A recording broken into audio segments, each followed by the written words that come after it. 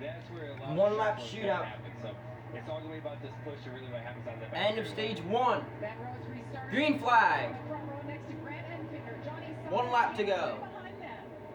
Stage 1. That 38 truck is the radio we just heard. He's third in line on the 34. outside line in the 38. Lane Riggs now here. Don't know why he switched from the 38 to 34, but Look for that so did lane down the back straightaway.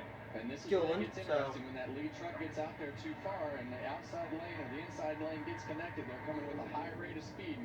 Why did the 9 do that? That was too fast to block.